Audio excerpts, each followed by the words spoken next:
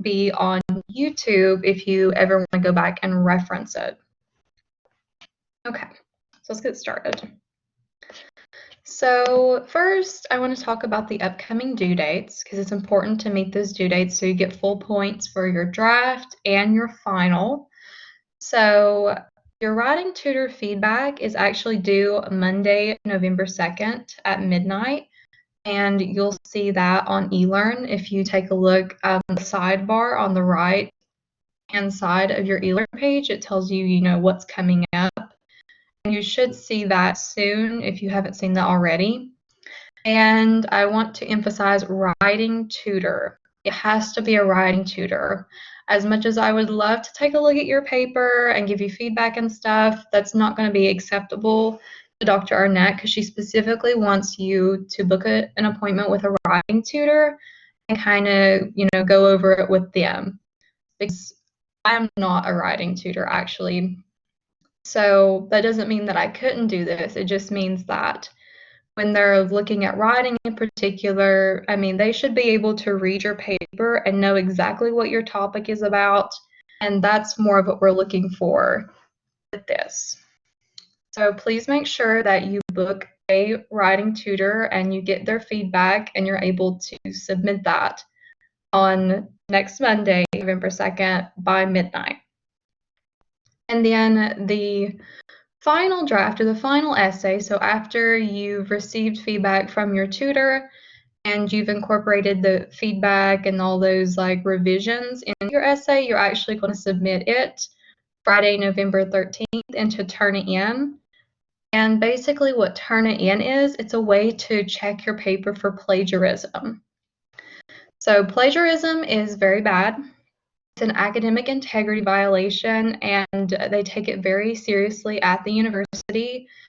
And you will not only, fail the assignment, fail the class, and stuff like that if you, do get accused of an academic integrity violation, but it goes on your transcript, and people can see that you cheated, and it's not a good deal. So please do not plagiarize, do not copy someone else's work, and don't do any of that.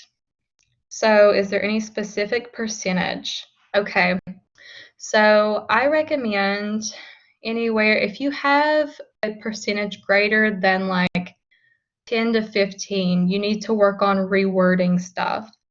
Because, and you can see what it highlights as plagiarism. So sometimes if you have references, it will highlight those. If that's the only highlighted in your paper, don't worry about it. Because, sometimes if there's another person who's also written a paper on your topic, they may have used that same resource. That's okay. When your body paragraphs actually start lining up and actual things that you were supposed to have typed in, that's when you need to start reworking stuff. But if it's just limited to your reference page, I wouldn't worry about it then. Does that make sense to everybody? So when you do upload it to turn it in, you can upload it multiple times. So if you upload it the first time and you're like, wow, my percentage is actually pretty high, I need to go back and reword some stuff. So then you can, work on it a little bit more, and then you can resubmit it. And she tells you that on the link. You can resubmit it as many times as you want, but it is due still on this day. Is that clear for everybody?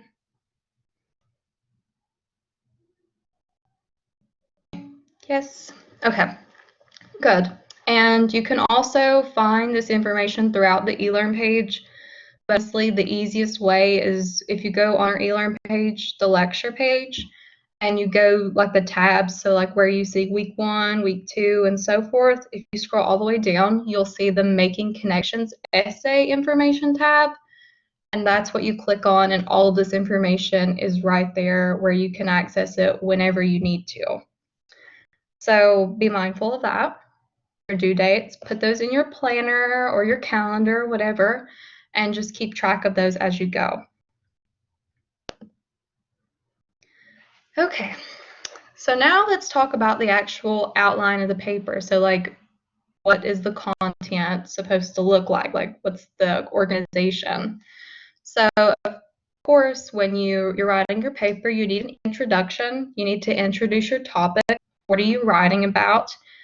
And remember that Dr. Arnett said this should be about 1 paragraph, just as a guideline. Because remember, this research paper is only 2 pages, really. So anywhere from like 500 to 600 words. And then your last sentence of your introduction should be your thesis statement. And basically what a thesis statement is, it's like, so someone should be able to read your thesis statement and know what your paper is about, like what you're going to address in your paper. So like if you're talking about a mutualism, maybe first in like the first body paragraph, you're going to talk about how one organism benefits the other. And then maybe in the next paragraph, you're going to talk about how this is important to the environment, or like why the mutualism is important. And that's where you would set it up in your thesis. So you would say, you would craft a statement. And I'll actually have a resource at the end of this, because I'm going to send out this PowerPoint that shows you how to craft a thesis statement. And if you ever have trouble with that, that's what the writing tutor is for. They're very good at helping you craft your thesis statements, and they'll critique the ones you currently have. But you can also find tons of resources on that. So please reach out and get help if thesis statement writing is not your strong suit. That's totally okay. Yeah, so it should only be about 2 to 3 pages long, and that's actually in that Making Connections essay tab. That's kind of like formatting that she says. So if you do happen to go over that, try not to, because I mean, this is an introductory research paper. That's why I said like anywhere from 500 to 650 words is what you're shooting for. Because I mean, you're only really using 2 resources. So as long as you follow this general outline, so 1 paragraph for your introduction, 2 body paragraphs, and then 1 paragraph for your conclusion, and that's going to probably give you just 2 pages on the dot. No.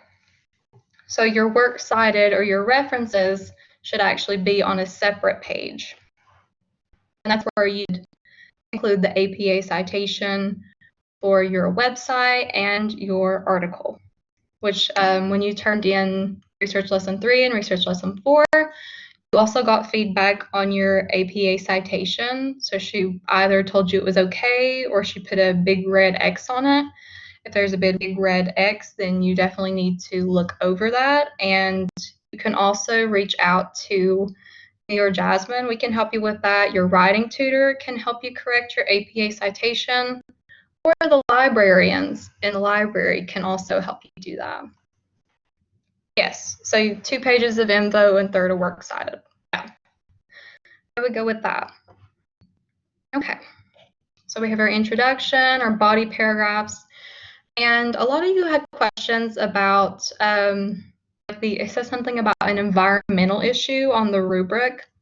So if you chose a mutualism for your topic, which I know some of you did, so with your body paragraphs, you're just going to talk about your mutualism. So like, how does this organism benefit the other? Like, how does it work?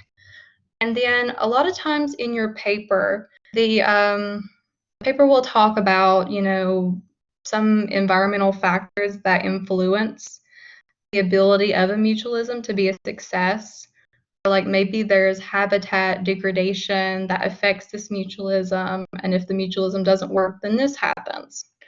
So just keep an eye out for those links to environmental issues, but your essential focus for the body paragraphs is to talk about your mutualism, because that's ultimately your topic. I do understand the confusion related to this, though, as you think environmental issue, well, this lines up with climate change perfectly, but not so much the mutualism. But just keep your eyes peeled for in your paper, because they normally do mention some environmental issues with that, and you can definitely incorporate that into your body paragraph. Okay. Any questions so far?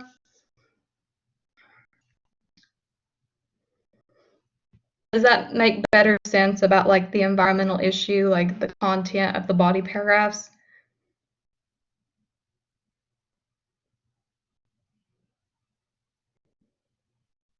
Yes, no, maybe so. Yes. Okay, good. So then the conclusion obviously should not be your introduction. I mean, yes, you can do like a quick summary of what you've addressed in your body paragraphs.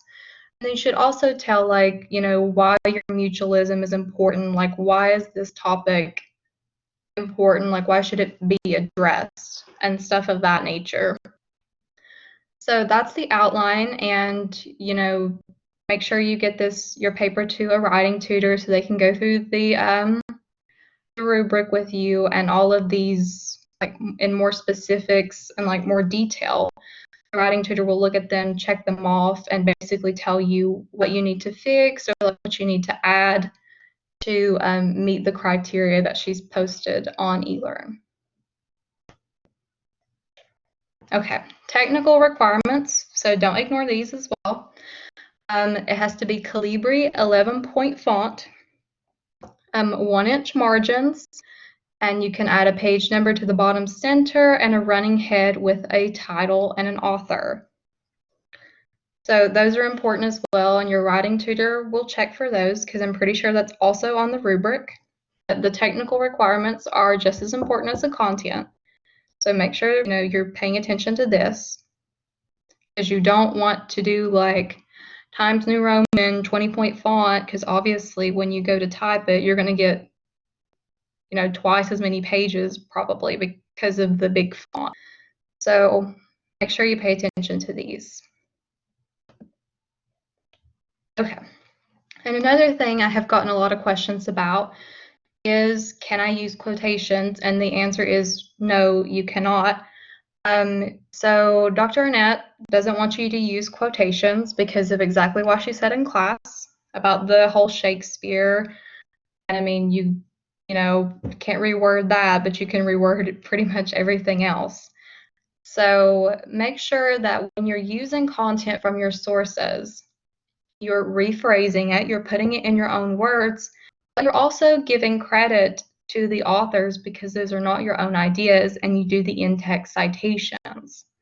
So like if I pull a paper from Watson et al., it's like, an article that I find and I pull some ideas from there.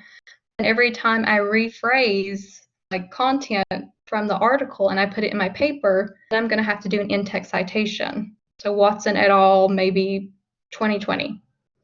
I would put that every time I pull an idea from their paper. That is how you avoid plagiarism. Also very important. So make sure you do that in your paper. And it also applies when you're referencing your figures. So make sure that when you write your paper, you're also including your figure, because that's the whole point why we selected one in Research Lesson 3. So you have to actually explain what's happening in your figure and how it relates to your topic. So make sure you do that. And that's also a part of the rubric, so your writing tutor will also check off on that. Okay, and some tips for success. So these are some things that I would highly recommend you do, because these are also things that I did. And obviously, I got really high grades in this class. I did well because I'm the TA for it. So, I mean, I highly recommend keeping these in the back of your brain. So you definitely want to meet with a writing tutor because, I mean, that's a part of the grade. But you also want to make sure you fully understand their feedback. Slight flex, yeah.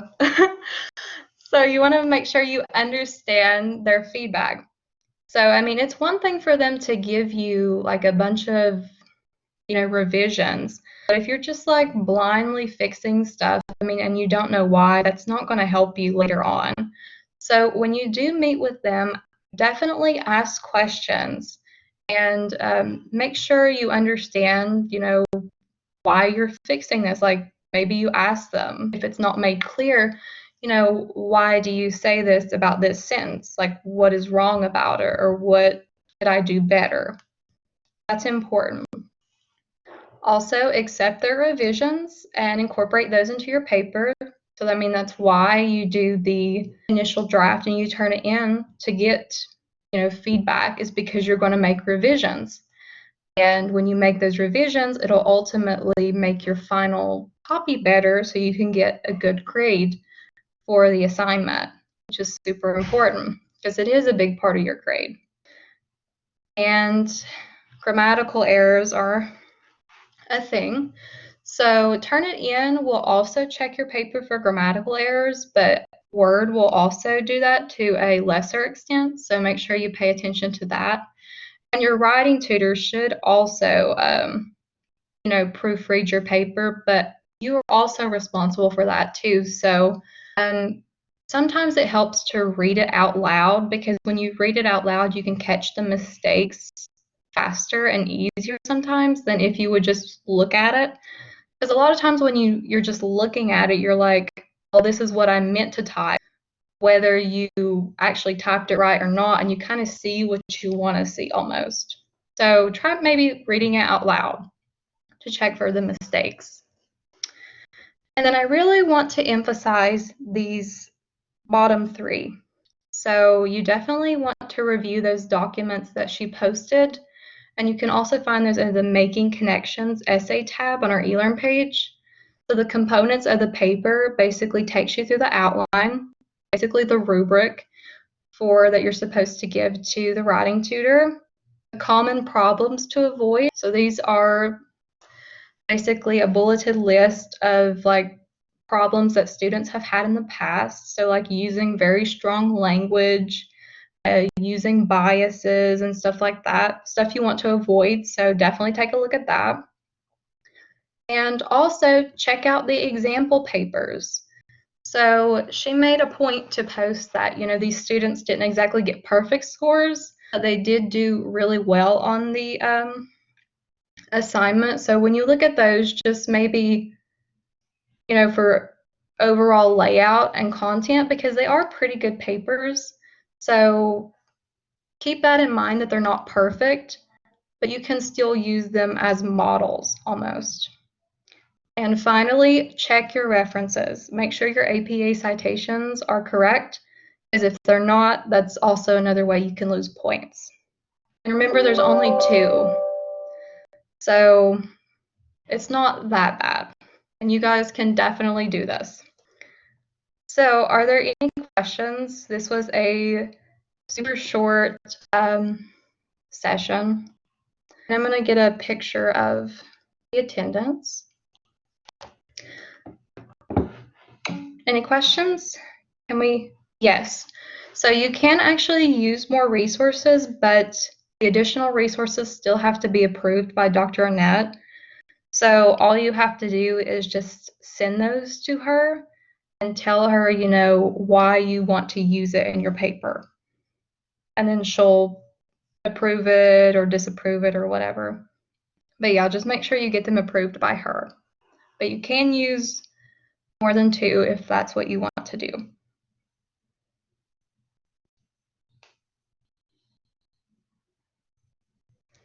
Do you all feel better about the paper? I know that this is definitely a stressful time, but we've made it halfway through, a little bit more than halfway through, and I'm super proud of you all, and you should be super proud of yourselves too.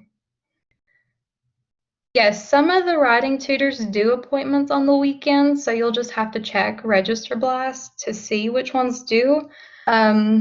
And if you don't really see any availability, you can always reach out to a specific tutor and ask them if they do have any, because sometimes Register Blast doesn't display all availability. Okay, before the feedback is due. So that is an issue. Because you do get points for that initial draft. And I mean, she might accept it late, but I'm not so sure about that, because I mean, if she does accept it late, you're probably going to have to do the badges, or you're going to get points knocked off. So I'll definitely ask about that, but I'm pretty sure you could use badges, but I don't recommend doing that. If you can't find availability, reach out to a writing tutor and ask them, hey, I register blast isn't working for me, because I know some of you are having issues with that. Or maybe I don't see that you have availability. Do you have any this weekend where you can look over my paper and give me some feedback? Stuff like that.